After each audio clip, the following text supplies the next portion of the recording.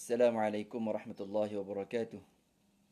Bismillahirrahmanirrahim. Alhamdulillahi rabbil alamin. Wassalatu wassalamu ala sayyidil mursalin, imamil muttaqin wa qaidid du'atil mujahidin wa ala alihi wa sahbihi ajma'in, amma ba'd. Alhamdulillah, pada kali ini kita diizinkan oleh Allah untuk bertemu lagi membicarakan hadis 40 karangan Al-Imam An-Nawawi rahimahullahu ta'ala. Dan pada pertemuan kali ini kita akan membaca hadis yang ke-11 yang berbunyi: An Abi Muhammad Al-Hasan bin Ali bin Abi Talib sibti Rasulullah sallallahu alaihi wasallam wa rihanatihi radhiyallahu ta'ala anhuma qala hafiztu min Rasulillah sallallahu alaihi wasallam da' ma yuribuka ila ma la yuribuka. Hadis ini berkenaan dengan mengambil yang diyakini dan meninggalkan yang syubhat. Hadis ini bermaksud daripada Abu Muhammad Al-Hasan bin Ali bin Abi Talib, cucu Rasulullah sallallahu alaihi wasallam dan penawar hati baginda. Beliau berkata, aku menghafaz daripada Rasulullah sallallahu alaihi wasallam perkataan da' ma yuribuka ila ma la yuribuka. Tinggalkanlah apa yang meragukan kamu dengan mengambil apa yang tidak meragukan kamu. Hadis ini diriwayatkan oleh Al-Imam At-Tirmizi dan Al-Imam Nasa'i. Al-Imam At-Tirmizi berkata hadis ini adalah hadis hasan sahih. Al-Imam At-Tirmizi juga meriwayatkan hadis ini dalam kitab Sifat Hari Kiamat, iaitu melembutkan hati dan wara'. Bab ikatlah ia ataupun ikatlah unta dan bertawakallah. Iqil wa tawakkal. Dalam riwayat Imam Tirmizi ada tambahan, fa inna sidqa tama'ninatun wa innal kadhiba ribatun. Sesungguhnya benar itu ketenangan dan dusta itu keraguan. Muslimin dan muslimat yang dikasihi sekalian, apakah kepentingan hadis ini? Hadis ini di antara ungkapan yang pendek lagi padat, dan daripada Rasulullah sallallahu alaihi wasallam banyak ungkapan-ungkapan pendek yang padat, dipanggil jawami'ul kalim. Ini merupakan hikmah-hikmah nabawiyah yang tinggi. Dengan beberapa kalimah sahaja baginda telah dapat meletakkan satu kaedah besar dalam agama kita, iaitu meninggalkan perkara-perkara syubhat serta beriltizam dengan yang halal dan meyakinkan. Oleh sebab itu, Al-Imam Ibn Hajar Al-Haythami telah menyebut di akhir penjelasan berkenaan hadis ini adalah salah satu daripada kaedah-kaedah besar yang terdapat dalam Islam dan salah satu asas kepada persoalan wara' yang menjadi dasar bagi orang-orang yang bertakwa dan merupakan penyelamat daripada kegelapan syak dan waham yang menghalang daripada mendapat cahaya keyakinan, nurul yakin. Ada beberapa perkataan yang perlu diberi perhatian dalam hadis ini. Sebagai contoh, kalimah da' ma yuribuka ila ma la yuribuka. Da' ma yuribuk. Tinggalkanlah apa yang meragukan. Maksudnya, tinggalkanlah sesuatu yang kamu syaki terhadapnya ada syubhat. Dan perintah ini adalah perintah dalam bentuk sunat. Al-amru lin-nadbi. Da' ma yuribuk. Sunat kita tinggalkan. Ila ma la yuribuk. Kepada apa yang tidak meragukan. Maksudnya, kepada sesuatu yang kamu tidak ragui, bahawa itu perkara yang jelas halal. Ada beberapa perhatian ataupun beberapa pengajaran daripada hadis ini. Yang pertama ialah meninggalkan perkara syubhat. Meninggalkan perkara syubhat ini merupakan perkara yang sangat dititik beratkan, terutama dalam ibadat, dalam muamalat, dalam urusan nikah kahwin, dalam seluruh permasalahan hukum hakam, yang mana kita diminta untuk beriltizam dengan perkara-perkara yang halal dalam semua perkara, kerana ia akan membawa kepada sifat wara'. Ia merupakan manfaat umum dalam usaha menjaga diri kita daripada penyakit waswas, wasawis syaitan, waswas syaitan, dan juga dia akan memberikan kesan dan faedah dan keuntungan yang besar pada hari di dunia dan di akhirat, insya-Allah. Sebelum ini dalam hadis yang ke-6 Al-Imam An-Nawawi telah menyatakan tentang innal halala bayyinun wa innal harama bayyinun wa bainahuma umurun mushtabihat. Hadis berkenaan dengan berhati-hati dalam melakukan perkara-perkara yang syubhat. Kerana perkara yang syubhat ini sekiranya kita tinggalkan, dia akan menyelamatkan agama dan kehormatan diri kita. Antara perkara yang diyakini halal tidak akan menimbulkan sebarang syak dan keraguan dalam hati si mukmin, bahkan jiwanya akan tenang terhadap perkara tersebut dan dia akan merasai kebahagiaan dalam usaha dia mendapatkannya. Itu kalau perkara yang halal. Kalau perkara yang syubhat, memang pada zahirnya kelihatan dia nampak redha kepada perkara itu.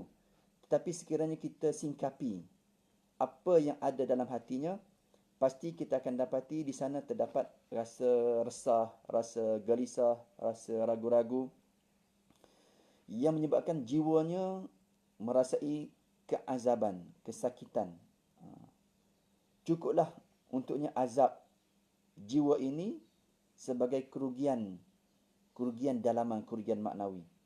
Kerana kerugian dan kebinasaan yang lebih parah apabila dia membiasakan dirinya dengan perkara-perkara syubhat ini, dan seterusnya dia akan lebih berani melakukan perkara-perkara yang haram, yang kerana sesiapa yang berlega dalam perkara yang haram dibimbangi, ataupun perkara yang dilarang dibimbangi, akan dia terjerumus ke dalam perkara yang haram. Ada beberapa kisah ataupun beberapa ucapan daripada para salafus soleh terdahulu dalam meninggalkan keraguan dan mengambil perkara yang yakin sahaja. Antaranya kata-kata dan perbuatan para salafus soleh yang jelas dalam masalah beriltizam dengan perkara-perkara yang halal semata-mata dan menjauhkan perkara-perkara yang syubhat dengan tujuan untuk bersifat wara'. Antaranya seorang sahabat bernama Abu Dzar Al-Ghifari. Abu Dzar berkata, takwa yang sempurna ialah meninggalkan sebahagian yang halal kerana dikhawatiri ianya haram. Walaupun ia halal untuk dirinya, tapi dia tinggalkan. Kenapa? Bimbang boleh terjerumus kepada perkara yang haram.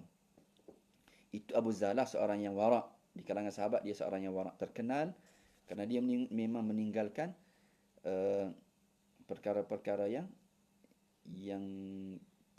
terlebih, ataupun dia meninggalkan untuk menjaga sifat waraknya. Manakala Abu Abdurrahman Al-Umari memang terkenal sebagai seorang yang zuhud. Beliau berkata, apabila hamba itu warak, dia akan meninggalkan sesuatu yang diragui dan melakukan sesuatu yang tidak diragui. Perkara yang menimbulkan syak dia akan tinggalkan. Itu merupakan warak yang ada pada diri seseorang. Dia tidak akan buat perkara yang dia ragui. Manakala tabi'in yang terkenal bernama Fudail bin Iyad. Al-Fudail berkata, manusia itu menyangka warak itu berat. Sedangkan bagi Fudail ni, bagi dia, bila datang dua perkara kepadanya, dia akan mengambil salah satu yang lebih berat di antara kedua tu. Dua-dua halal, dua-dua tu susah, tapi dia akan ambil yang lebih susah. Kenapa? Kerana meninggalkan sesuatu yang meragukan itu lebih diutamakan daripada perkara yang meragukan. Kerana dia tinggalkan perkara yang meragukan. Dia ambil perkara yang lebih dia yakin. Manakala Hasan bin Abi Sinan berkata, tidak ada sesuatu yang lebih senang daripada warak itu. Apabila sesuatu yang meragukan kamu itu, maka tinggalkanlah ia. Mana di sini kita tengok bagaimanakah contoh-contoh yang dibuat oleh para salafus soleh untuk bersifat warak, meninggalkan perkara yang meragukan, yang menimbulkan keraguan. Ada lagi perbuatan-perbuatan yang lebih jelas, iaitu yang telah ditunjukkan oleh seorang sahabat bernama Yazid bin Zurai'. Dia telah membersihkan dirinya daripada 500,000 pusaka, duit pusaka peninggalan ayahnya. Ini Yazid ini bukan sahabat. Dia tidak mengambil sedikit pun kerana ayahnya pernah bekerja dengan kerajaan, pernah bekerja dengan sultan. Dia dibimbang harta-harta peninggalan ayahnya itu ada syubhat. Maka dia lebih suka bekerja sendiri, mencari makan, mencari pendapatan hariannya dengan bekerja menganyam daun tamar. Sehinggalah beliau meninggal dunia. Dia tidak mengambil harta pusaka tinggalan ayahnya, dibimbangi ada perkara-perkara syubhat. Bukan tidak boleh, tetapi dia dengan sifat waraknya ditinggalkan. Begitu juga seorang sahabat namanya Musawwar bin Makhramah. Beliau menjual banyak makanan. Tiba-tiba pada satu hari, orang yang suka berniaga, orang buka stall, buka gerai ni, dia kalau boleh nak pelanggan tu datang ramai. Kalau boleh janganlah hujan. Sebab kalau hujan tu akan menyebabkan barangan tak habis, orang tak datang dan sebagainya. Maka bila tengok awan datang, dia tak selesa dan dia rasa tak suka. Kemudian dia pun berkata, apakah aku tidak melihat kepada diriku bahawa membenci sesuatu yang memberi manfaat kepada kaum muslimin yang lain? Orang berniaga tak sukalah kalau hujan. Macam orang bekerja, orang menoreh ke, orang ke laut ke, orang yang berniaga goreng pisang, berniaga ikan kepok leko. Kalau hujan, dia akan memberi kesan pada pendapatan dia. Tapi sebenarnya itu memberi faedah kepada makhluk yang lain. Hujan itu datang membawa rahmat, membawa rezeki kepada makhluk yang lain. Maka bermula pada hari itu dia bersumpah untuk tidak akan mengambil sedikit pun wang keuntungan daripada hasil jualannya. Dan dia ceritakan perkara ini pada Sayyidina Umar. Sayyidina Umar kata, semoga Allah Ta'ala membalas kebaikan engkau ini dengan balasan yang lebih baik. Begitu juga Ibnu Adham pernah ditanya, kenapakah kamu tidak minum air Zam-Zam? Lalu dia menjawab, kalaulah kiranya aku minum air Zam-Zam, aku memiliki timba, nescaya aku akan minum. Bukan dia tak nak minum, tapi dia tidak ada gelas ataupun timba untuk dirinya. Dia kata, kalau aku mengambil timba orang lain tu, bimbang orang tak redha, orang tak halal. Jadi dia nak daripada hasil usaha ataupun harta beliau sendiri. Ini menunjukkan bahawa timba yang ada adalah daripada harta kerajaan dan dia tidak nak terlibat dengan duit-duit kerajaan. Itu adalah warak yang ada pada para salafus salih terdahulu. Mungkin ada orang berkata, kata-kata dan perbuatan ini terlalu berlebihan. Kan? Tak boleh guna yang tu. Lebihlah kan, mubalarah kan. Mungkin orang kata, kata-kata begini, perbuatan sebegini, mungkin terlalu berlebihan. Dan ini warak yang melebihi batasan. Bagi pengarang ini, dia kata, sesungguhnya umat ini setiap masa dia berhajat kepada qudwah yang baik.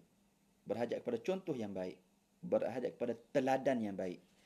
Dan contoh Islam ini akan tercerna kepada pemerintah, kepada orang alim, supaya umat Islam ini mematuhi batasan halal dan haram.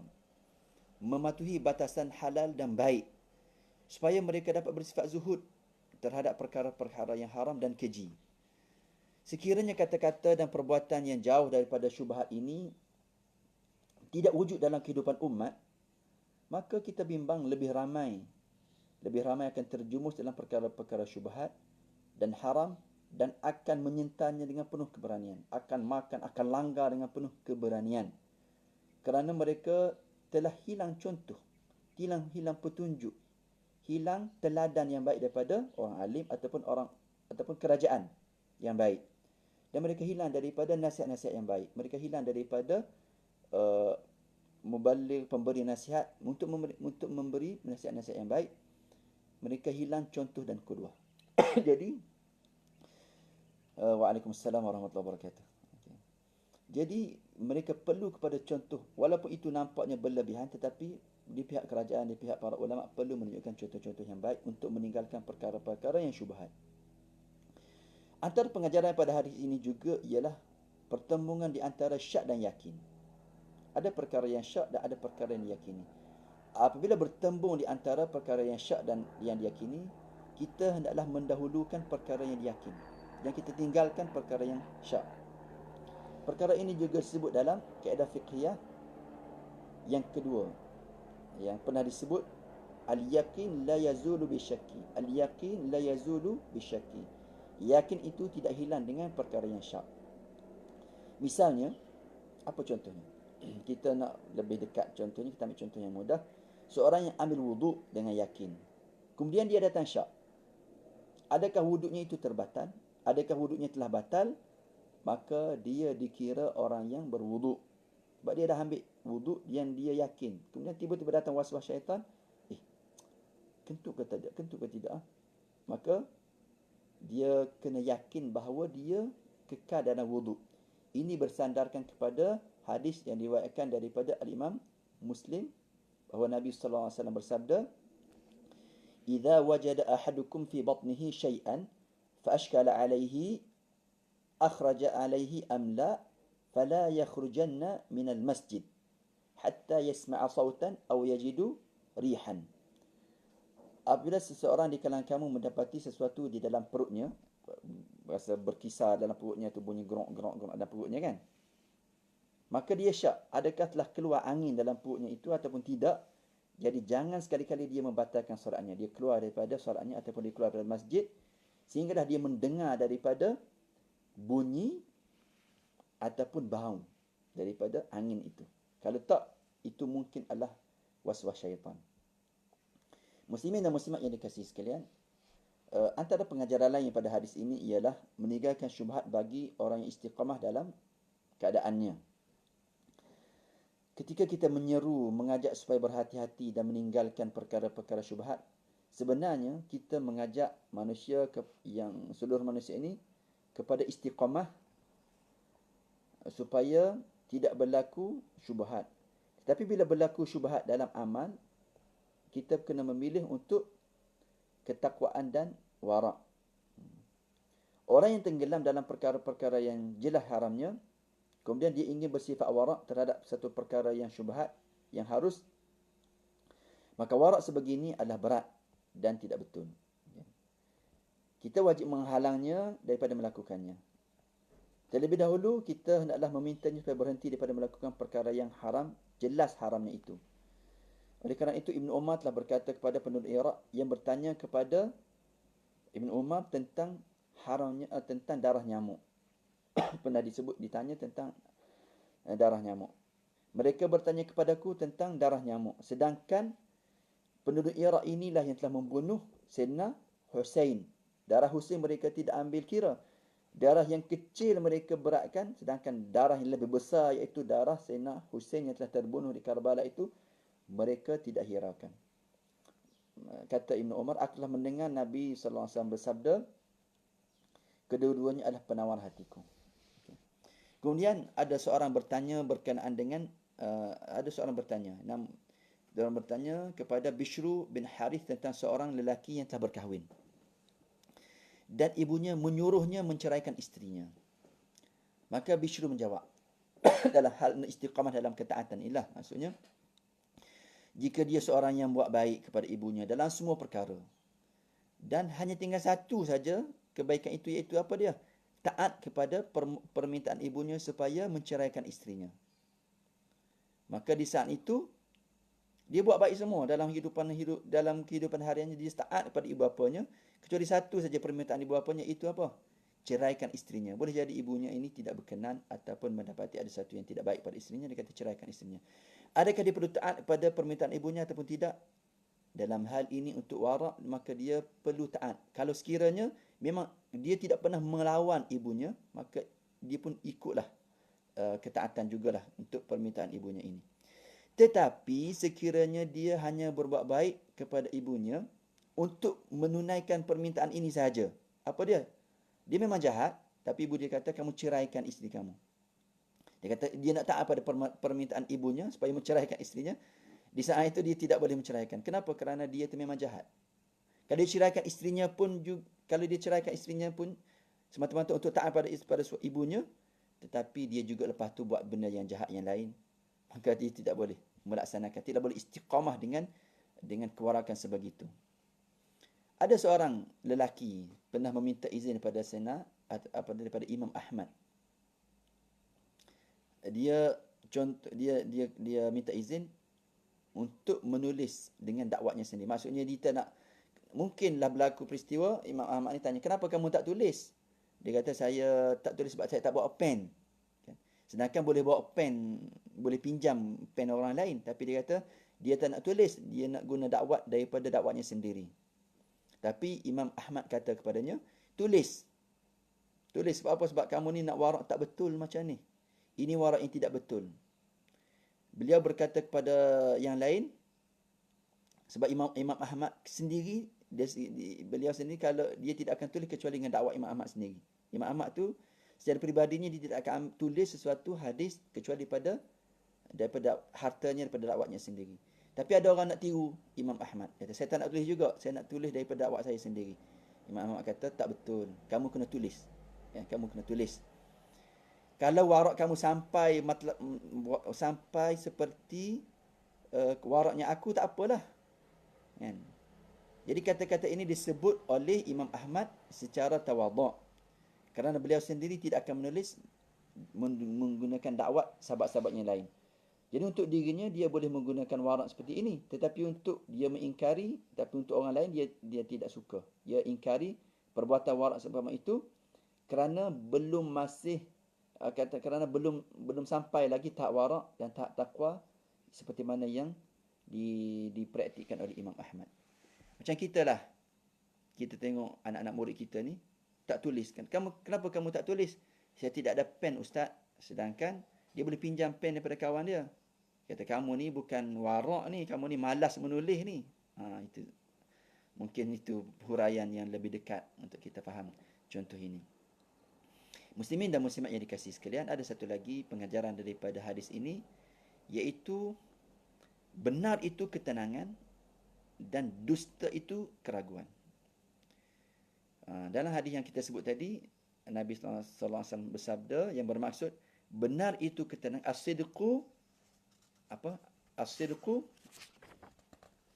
kita sebut tadi, as-sidqa tama'ninah, fa inna as-sidqa tama'ninah wa innal kadhib ribatun.